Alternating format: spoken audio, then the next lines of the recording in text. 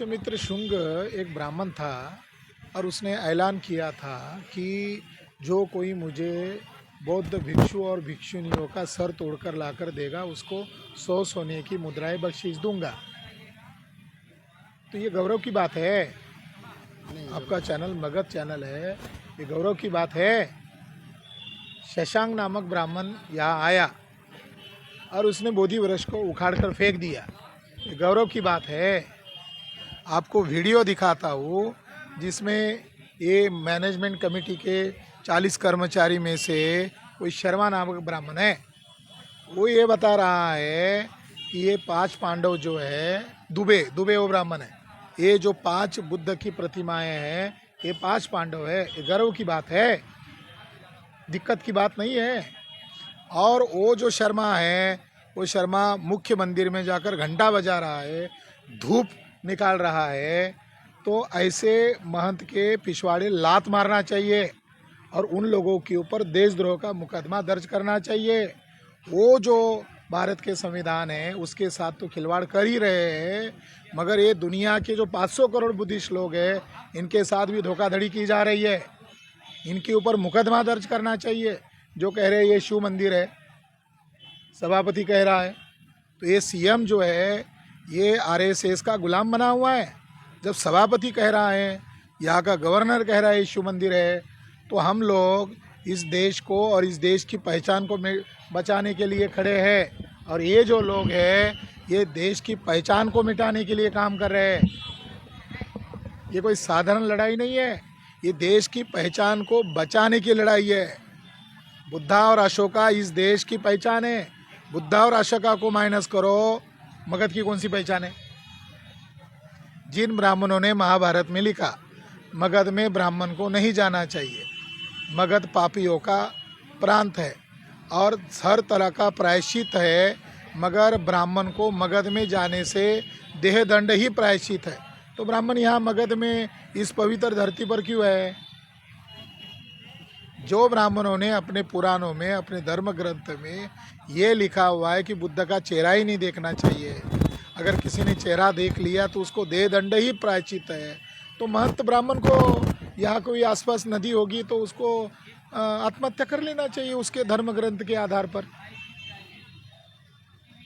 ये मगध का अपमान है, देश का अपमान है, देश के गौरव का अपमान है। कितनी दुर्भाग्यपूर्ण बात है।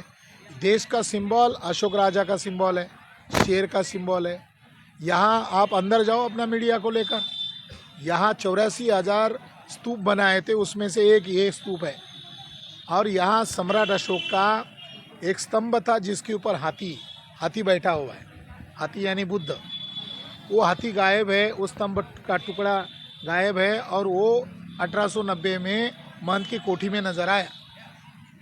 और आज भारत आज़ाद है, महंत की कोठी में सैकड़ों की संख्या में बुद्ध मूर्तियां है। महंत कौन है? महंत है कौन? उसको बुद्ध की मूर्ति पर कब्जा करने का अधिकार है क्या? शंकराचार्य तो टेररिस्ट था, शंकराचार्य कोई देशभक्त थोड़ी था। और ये टेररिस्ट परंपरा, शंकराचार्य की आतंकवादी परंपरा ये लोग चला रहे हैं। ये कानून बनाकर आतंकवाद दिखा रहे हैं। शंकराचार्य टेररिस्ट है तो बौद्धों का, भिक्षुओं का सर कत्ल करने वाला देशभक्त है। उसको प्रचन्न बौद्ध क्यों कहा जाता था? शंकराचार्य ने भिक्षुओं की तरह पोशाक धारण किया, बाल मुंडवा लिए, भगवे वस्त्र धारण किए और उनके सर कत्ल किए। ऐसे शंकराचार्य को और उसकी फौज को प्रचन्न बौद्ध कहा जाता। प्रचन्न का मतलब डुप्लीकेट। अब डुप्लीकेट काम कौन करते हैं? मुंह छुपाकर, भेष बदलकर, चोर, उचक्के, टेररिस्ट, यही ना करते हैं। ये कब तक आप लोग भूख हड़ताल पर बैठे? हम हमारी जान देने तक बैठे रहेंगे। अगर हमारी जान जाने से हमारी पूर्वजों की इस विरासत को बचाया जा सकता है तो उसके लिए तक हम बैठने के लिए तैयार हैं। यहाँ के शासन प्रशासन आप लोगों से वार्ता की? शासन प्रशासन में हेड है कलेक्टर, कमेटी के लॉ के अनुसार हेड कलेक्टर है और अन्य जो महंत और अन्य जो सदस्य 4 या 5 लोग हैं, वो लोग इस आंदोलन को दबोचने का प्लान कर रहे हैं। पुलिस प्रशासन के द्वारा डराने का प्लान कर रहे हैं। किसी को अंदर भेजकर गोलियों से उड़ा देंगे। एक एक कोई आदमी को भेजा, एक भंते को कहा गोली से उड़ा देंगे। तो ये जो देखिए वैन को यहाँ खड़ा किया, सवेरे सामने खड़ा किया था ताकि देखे नहीं। जैसे G20 दिल्ली में G20 हुआ था, तो नरेंद्र मोदी और अमित शाह के लोगों ने जो स्लम बस्तियाँ था, झोपड़पट्टियाँ था, उसको पर्दा लगाकर, ग्रीन पर्दा लगाकर दबा दिया था। वैसे ये यहाँ ऐसी वैन खड़ी करके देश और विदेश के लोगों को और देश भर से जो आते हैं, मंक्स आते हैं, उपासक आते हैं, उनको पता न चले, इसीलिए ऐसी वैन खड़ी कर रहे हैं। दिन में तो हमारे लोगों के साथ वो तू मैं कर रहा था, जब हमारे कह रहे थे कि इसको हटाओ, क्यों खड़ी कर रहे हो। ये BTMC दान लेने के लिए बैठा है, ये इसके लिए बैठा है कि लोगों के हमारा मुद्दा न्याय का मुद्दा है, हमारा मुद्दा नैतिक मुद्दा है। उन लोगों का जो कब्जा है वो नाजायज़ कब्जा है। मैंने इसी जगह कालचक्र मैदान में 20-25 हज़ार लोग थे, मैंने उस BTMC का जो एक्ट है उसको जला दिया था। आने वाले समय में ये ऑल इंडिया में जला दिया जाएगा। सरकार इस पर पहल नहीं की तो फिर आगे के कदम क्या? तो 2025 में बिहार में चुनाव है।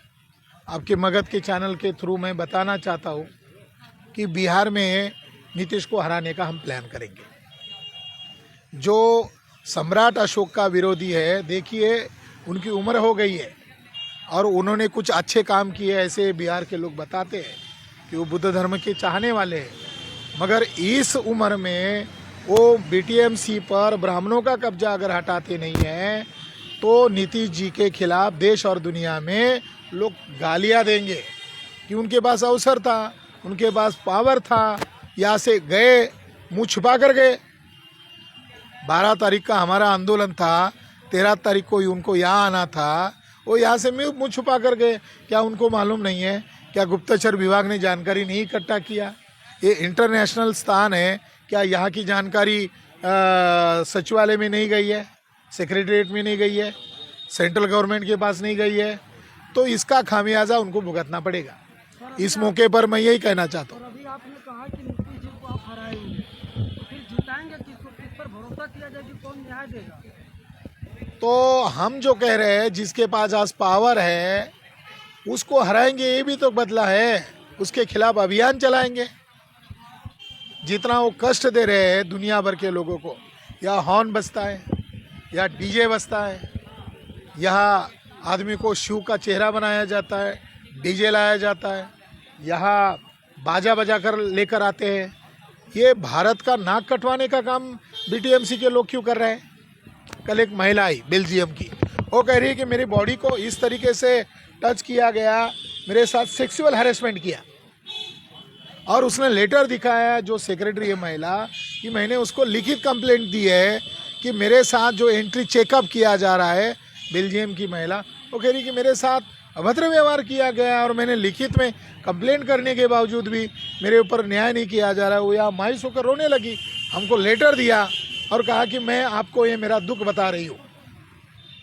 ये भारत की छवि खराब करने का प्लान BTMC के लोग नहीं कर रहे हैं।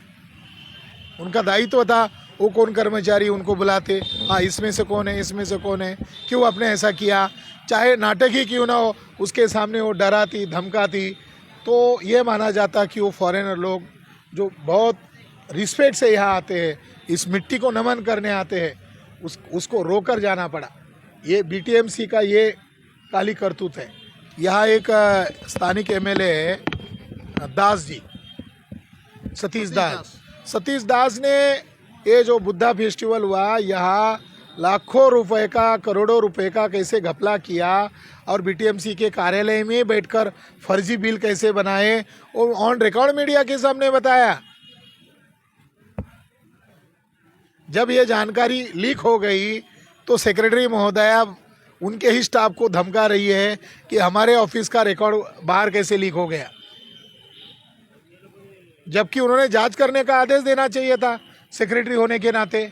ये कौन कर रहा है भ्रष्टाचार? इससे BTMC बदनाम हो रही है। तो बीटीएमसी के ऊपर विधर्मियों का कब्जा होने से राष्ट्रीय अंतर्राष्ट्रीय बदनामी हो रही है। ये होली प्लेस है, ये पॉलिटिक्स करने का जगह नहीं है, ड्रामा करने का जगह नहीं है, छल कपट करने का जगह नहीं है। जो देश दुनिया के लोग आ रहे हैं, क्या विदेशी करेंसी लेने के लिए आपने ये डोनेशन ऑफिस खोला है? क्या इनको सुविधा देने के लिए खोला है?